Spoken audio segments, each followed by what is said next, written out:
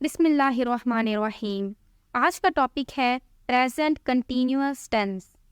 As usual lecture के पहले हिस्से के अंदर हम प्रेजेंट कंटिन्यूअस टेंस के सेंटेंसेस बनाने का तरीका देखेंगे और दूसरे हिस्से के अंदर हम इसका रियल लाइफ में इस्तेमाल देखेंगे। So let's get started.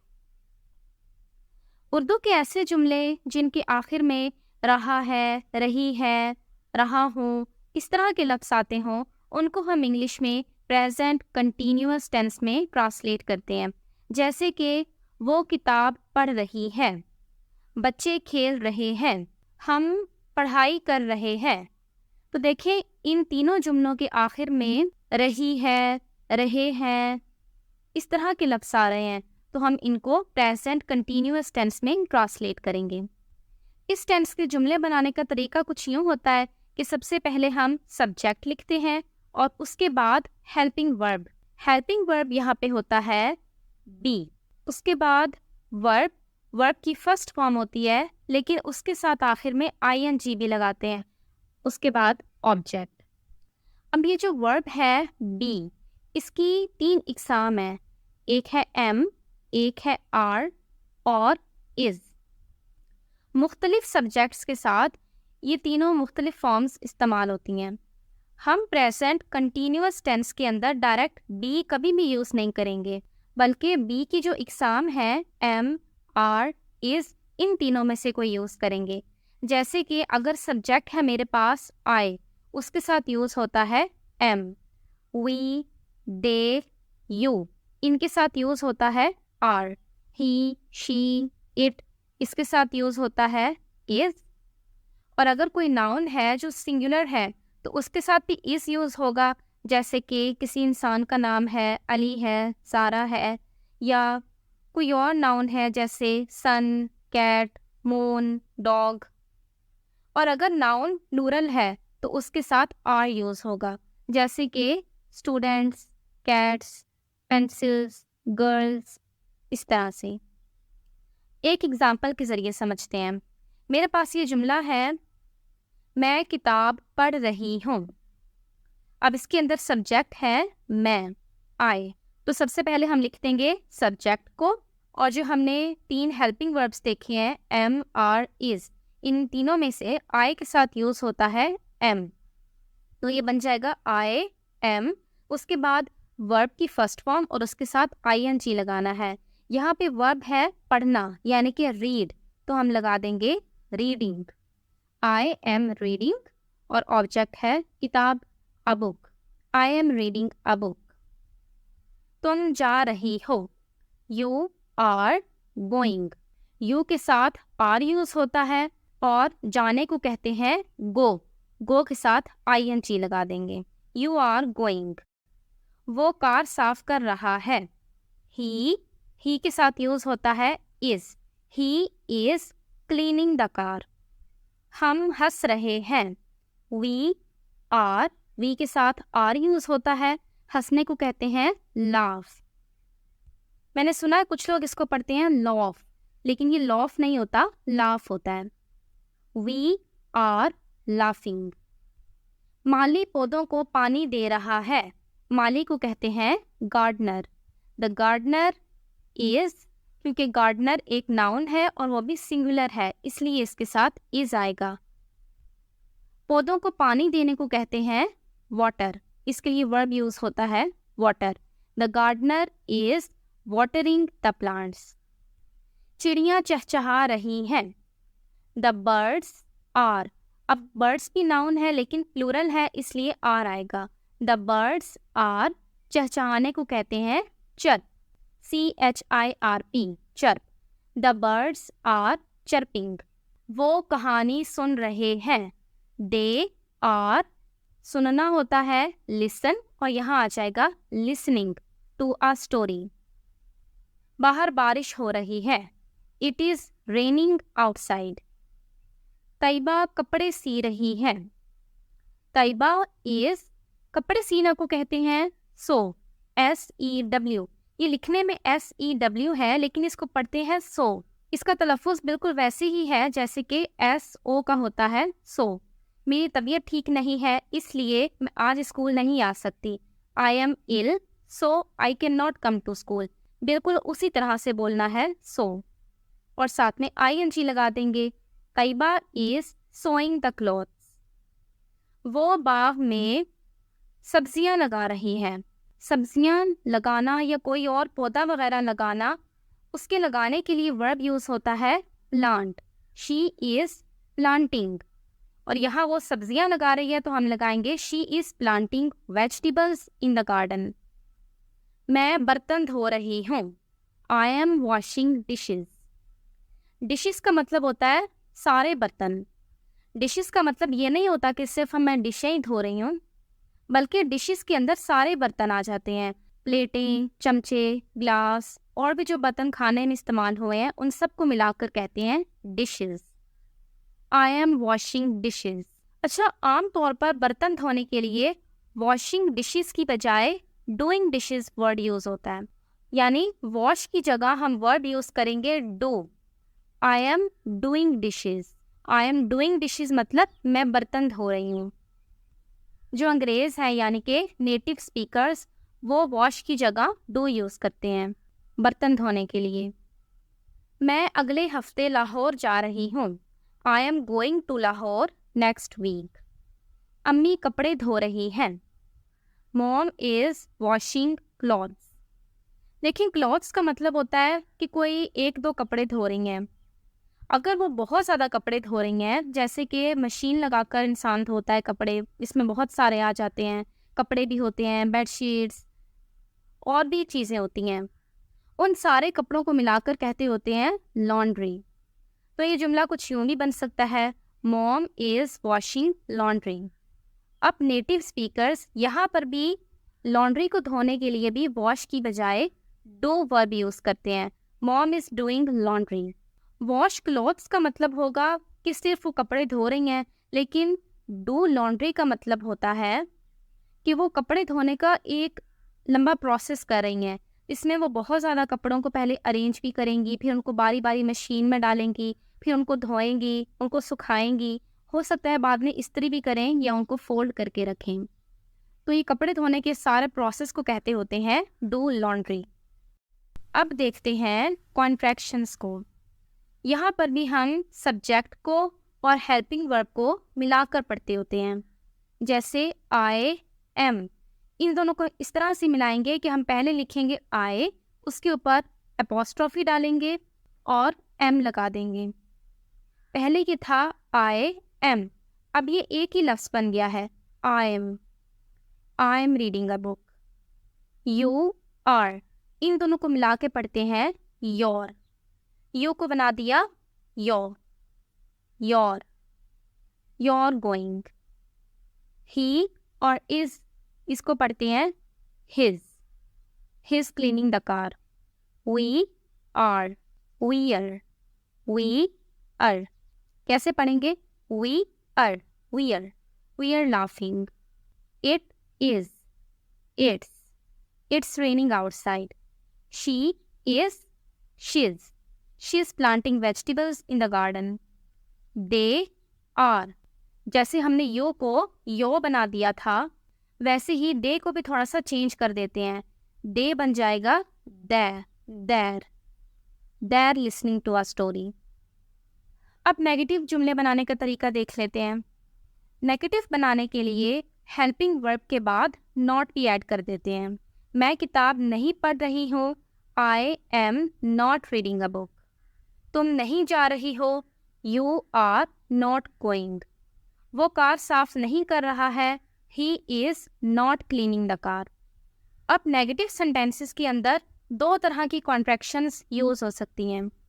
एक तो ये कि हम हेल्पिंग वर्ब को सब्जेक्ट के साथ मिला दें, जैसे कि वो कार साफ नहीं कर रहा है, ही और इज इन दोनों को मिला दें, he is not cleaning the car.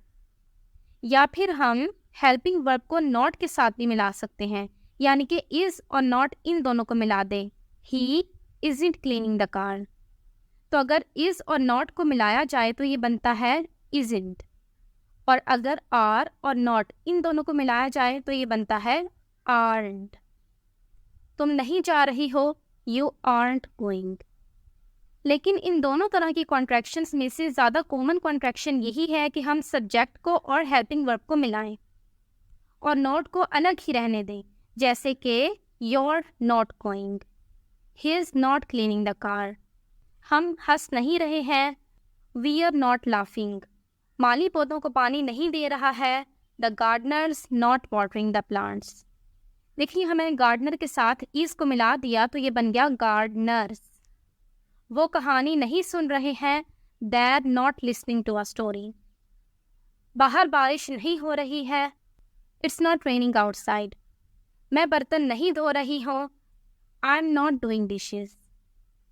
Taiba कपड़े नहीं सी रही है, तैयबा's not sewing the clothes। और इंटेरोगेटिव बनाने के लिए हेल्पिंग वर्ब को स्टार्ट में लगा देते हैं और उसके बाद आता है सब्जेक्ट और उसके बाद वर्ब की आईएनजी वाली फॉर्म और उसके बाद ऑब्जेक्ट। जैसे कि क्या मैं किताब पढ़ रही हूँ, am I reading a book, शुरू में लगा दिया एम, उसके बाद I, am I reading a book. क्या तुम जा रही हो, आर यू गोइंग। क्या वो कार साफ कर रहा है, is he cleaning the car. क्या वो बाग में सब्जियां लगा रही है, is she planting vegetables in the garden. क्या हम हंस रहे हैं, आर वी लाफिंग। क्या वो कहानी सुन रहे हैं, are they listening to a story. क्या अम्मी कपड़े धो रही हैं, इज मॉम डूइंग लॉन्ड्री। क्या चिड़ियाँ चहचहा रही हैं, आर द बर्ड्स चर्पिंग। क्या बाहर बारिश हो रही है, इज इट रेनिंग आउटसाइड। और अगर नेगेटिव इंटेरोगेटिव बनाने हैं यानी सवालिया जुमले के अंदर नॉट का भी इस्तेमाल करना है तो शुरू में आता है हेल्पिंग वर्ब और उसके बाद सब्जेक्ट और सब्जेक्ट के बाद नॉट लगाते हैं और उसके बाद वर्ब लगाते होते हैं। क्या मैं किताब नहीं पढ़ रही हूँ, am I not reading a book. क्या तुम नहीं जा रही हो, आर यू नॉट गोइंग। अब इस जुमले के अंदर देखें, यहाँ पे हम आर और नॉट इन दोनों को मिलाकर भी यूज़ कर सकते हैं। देखिए एम और नॉट इन दोनों को मिलाना कॉमन नहीं है, ये दोनों अलग अलग ही रहते हैं। Am I not reading a book ये जुमला यूं ही रहेगा, लेकिन आर यू नॉट गोइंग इसमें हम आर और नॉट को मिलाकर स्टार्ट में भी लिख सकते हैं, आरंट यू गोइंग। क्या हम हंस नहीं रहे हैं, आरंट वी लाफिंग। क्या वो कार साफ नहीं कर रहा है, isn't he cleaning the car. क्या बाहर बारिश नहीं हो रही है, इजंट इट रेनिंग आउटसाइड। क्या मैं अगले हफ्ते लाहौर नहीं जा रही हूँ, am I not going to Lahore next week. क्या अम्मी कपड़े नहीं धो रही हैं, इजंट मॉम डूइंग लॉन्ड्री। और अगर सवालिया जुमलों के अंदर आपने वाई, वेयर, हाउ, व्हेन इन लफ्ज़ों का भी इस्तेमाल करना है तो ये बिल्कुल स्टार्ट में आते हैं, हेल्पिंग वर्ब से भी स्टार्ट में। तुम कहाँ जा रही हो, तो इसमें कहाँ वेयर बिल्कुल स्टार्ट में लगा देंगे, वेयर आर यू गोइंग। हम क्यों हंस रहे हैं, वाई आर वी लाफिंग। वो कार कैसे साफ कर रहा है, how is he cleaning the car. और अगर हमने हो लगाना है तो हो लगाने का तरीका मैंने आपको पहले भी सिखाया हुआ है कि हम हो को सब्जेक्ट के तौर पर इस्तेमाल करते हैं। तैयबा कपड़े सी रही है, Tayyaba is sewing the clothes. कौन कपड़े सी रहा है, who is sewing the clothes. कौन कपड़े धो रहा है, हु इज़ डूइंग लॉन्ड्री। कौन बर्तन धो रहा है, हु इज़ डूइंग डिशेस। और अगर हमने जुमले में वट यूज़ करना है तो वो भी स्टार्ट में लगाते होते हैं। वट का मतलब होता है क्या, यानी हम पूछ रहे हैं कि एक इंसान जो वर्ब कर रहा है वो वर्ब किस पे कर रहा है। जैसे कि वो कार साफ कर रहा है, वो क्या साफ कर रहा है, वट इज़ ही क्लीनिंग। मैं किताब पढ़ रही हूँ, मैं क्या पढ़ रही हूँ, वट एम आई रीडिंग। अम्मी कपड़े धो रही हैं, मॉम इज़ डूइंग लॉन्ड्री। अम्मी क्या कर रही हैं, वट इज़ मॉम डूइंग। वो क्या सुन रहे हैं, what are they listening to. Present continuous tense का इस्तेमाल बहुत आसान है, वो इसलिए क्योंकि उर्दू में आम तौर पर जिन जुमलों के आखिर में रहा है, रही है इस तरह के लफ्ज़ आते हैं, हम उनको इस टेंस में ट्रांसलेट कर देते हैं, इसलिए इसमें कोई खासी मुश्किल नहीं है। लेकिन फिर भी हम यूज़ को देख लेते हैं। सबसे पहला यूज़ तो ये है कि वो काम कि हम जो इस वक्त कर रहे हैं यानी जो हम बोलने के वक्त कर रहे हैं उनके लिए हम ये वाला टेंस यूज़ करते हैं। जैसे मैं इंग्लिश पढ़ा रही हूँ, आई एम टीचिंग इंग्लिश। सूरज गुरूब हो रहा है, द सन इज सेटिंग। गुरूब होने को कहते हैं सेट, और यहाँ आईएनजी वाली फॉर्म आएगी। मेरी बहन पानी नहीं पी रही है, my sister is not drinking water. वो बस स्टॉप पर खड़े हुए हैं, they are standing at the bus stop. वो सोफे पर बैठी हुई है, she is sitting on the sofa. हवा चल रही है, द विंड इज ब्लोइंग, या फिर द विंड्स ब्लोइंग। दूसरा यूज, वो वाले काम जो ज़रूरी नहीं है कि हम इस वक्त ही कर रहे हों, बल्कि वो हम आजकल कर रहे हैं। यानी जिस वक्त मैं बात कर रही हूँ, ज़रूरी नहीं है कि उसी वक्त वो काम भी हो रहा हो, बल्कि आसपास के वक्त में वो काम होता है। जैसे मैं आजकल चाय नहीं पी रही हूँ। अब ये मैं बिल्कुल इसी वक्त की बात तो नहीं कर रही ना कि मैं अभी चाय नहीं पी रही हूँ।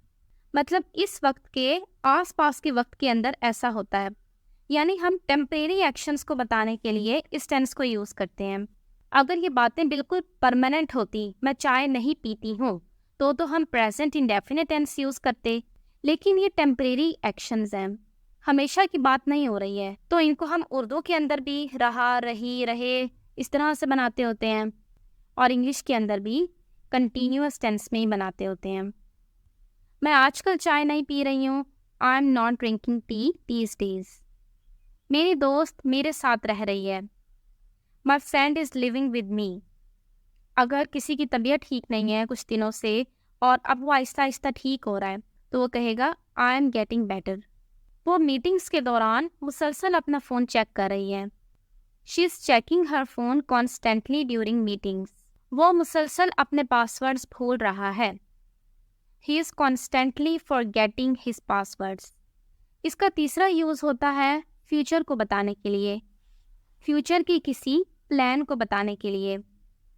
मैं कल लाहौर जाऊंगी, मैं कल लाहौर जा रही हूँ। अब देखिए, रहा, रही, रहे इस तरह से हम फ्यूचर के लिए तब बोलते हैं जब हमने मजबूत इरादा शो करना हो। मैं कल लाहौर जाऊंगी और मैं कल लाहौर जा रही हूँ, इसमें से देखिए मैं कल लाहौर जा रही हूँ, इसको सुन के ज़्यादा स्ट्रॉन्ग इंटेंशन का पता चलता है, जैसे बिल्कुल पक्का इरादा हो गया है, टिकट्स भी बुक हो गई हैं, सामान भी पैक हो गया है। मैं कल बिरयानी बनाऊंगी, मैं कल बिरयानी बना रही हूँ। तो उर्दू के अंदर भी हम रहा है, रही है, इनको यूज़ करके फ्यूचर को बताते होते हैं, और इंग्लिश के अंदर भी प्रेजेंट कंटिन्यूअस टेंस यूज़ करके फ्यूचर को बताते होते हैं जब फ्यूचर की किसी प्लान को शो करना हो। मैं अगले महीने अपनी खाला से मिलने जा रही हूँ, I am visiting my aunt next month. क्या तुम इतवार को बाजार जा रही हो, are you going to the market on Sunday. मैं आज लाइब्रेरी जा रही हूँ, I am going to the library today. यानी आज जो बाकी दिन का हिस्सा रह गया है, अभी तो मैं बोल रही हूँ ना, लेकिन आज के दिन ही फ्यूचर में यानी बाद में मैं लाइब्रेरी जाऊंगी। वो कल दोपहर के खाने में बिरयानी नहीं बना रही है, she is not cooking biryani for tomorrow's lunch. Company नया प्रोडक्ट लॉन्च कर रही है, the company is launching a new product. अब देखिए, वो इस वक्त तो नहीं कर रही ना रिलीज़, बल्कि कंपनी ने इरादा किया है कि वो कुछ दिनों में रिलीज़ करेगी नया प्रोडक्ट, और उसने पहले से ही बता दिया है। तो कंपनी का मजबूत इरादा है ये काम करने का, इसलिए हम कह रहे हैं कि कंपनी नया प्रोडक्ट लॉन्च कर रही है। हम स्कूल के बाद फुटबॉल खेल रहे हैं। अभी हम सब स्कूल में मौजूद हैं और हम दोस्त आपस में बातें कर रहे हैं कि हम स्कूल के बाद फुटबॉल खेल रहे हैं। We are playing football after school. अस्सलामु अलैकुम।